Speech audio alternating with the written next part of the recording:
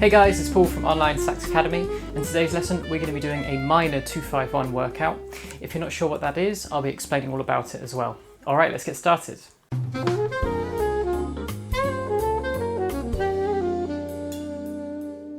So as ever, before we get started, you can get yourself the free PDF and backing track that accompanies today's lesson. You'll also see there's a link to the full pack, which includes today's workout in all 12 keys. And if you find these resources useful and you enjoy today's lesson, you can also buy me a coffee, and the link to that is also down below. And if you're new to the channel, don't forget to hit subscribe so you don't miss out on future lessons.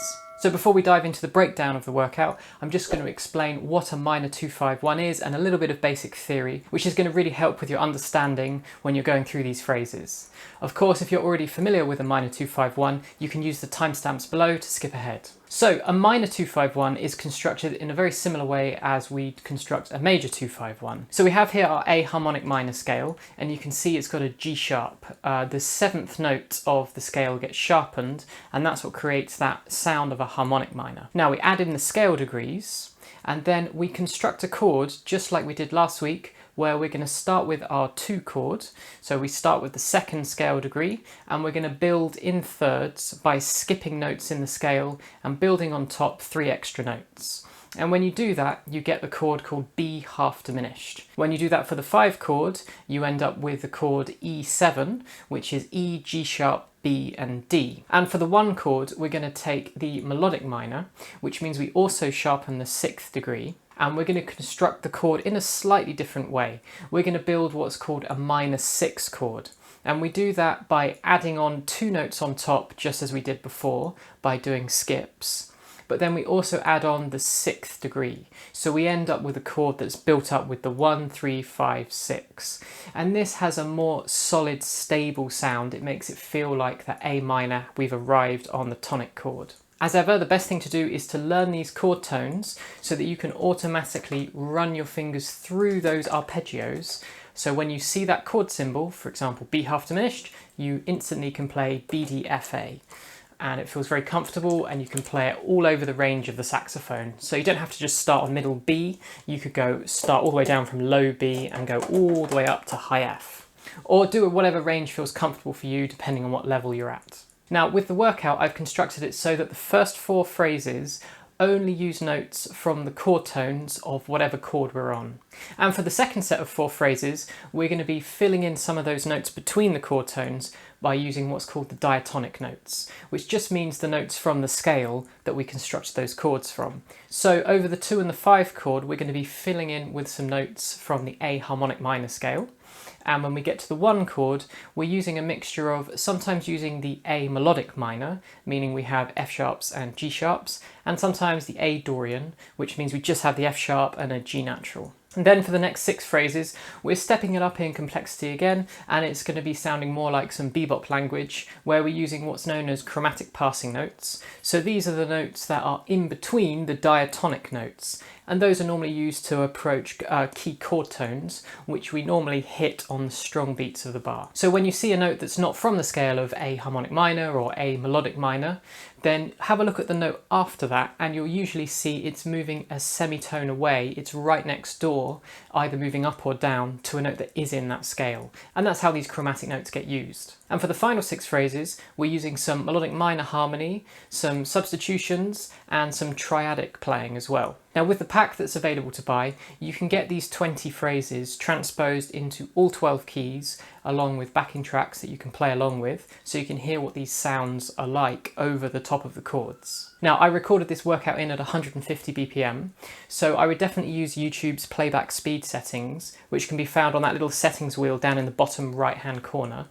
If you click on that, you'll see playback speed, and then you can choose 0.75 or 0.5, and that's going to slow things down for you at first. Just like last week, I'm going to play each phrase in twice. I would listen to the phrase first and then try to join in on the second time. And if you're more of an advanced player, you can play the phrase first of all, and then try and play the phrase from memory on the second time through. Alright, so here's the minor 2-5-1 workout.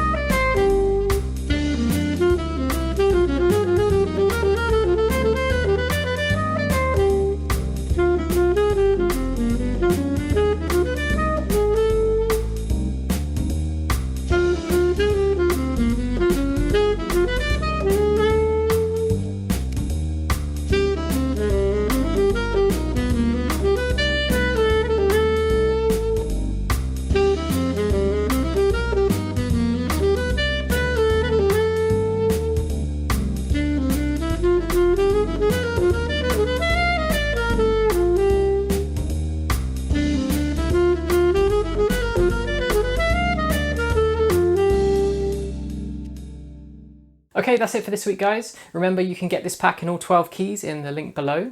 If you're new to the channel, don't forget to hit subscribe, and I'll see you next week.